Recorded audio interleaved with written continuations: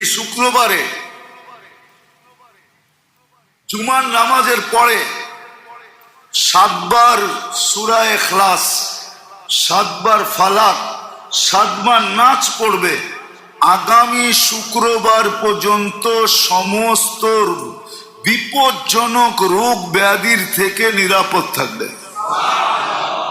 হাদিসে আছে, ফাজাইলুল ইখলাসের ভিতরে লেখা নিয়েন।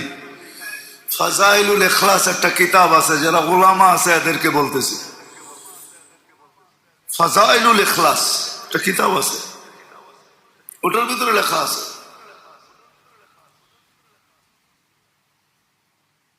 আর যদি আরো 7 বার সূরা ফাতিহা মিলায় নেয় তাহলে পুরো সপ্তাহ নিরাপদ থাকবে। তো থাকবে, পিছনে সব গুনাহ মাফ হয়ে যাবে।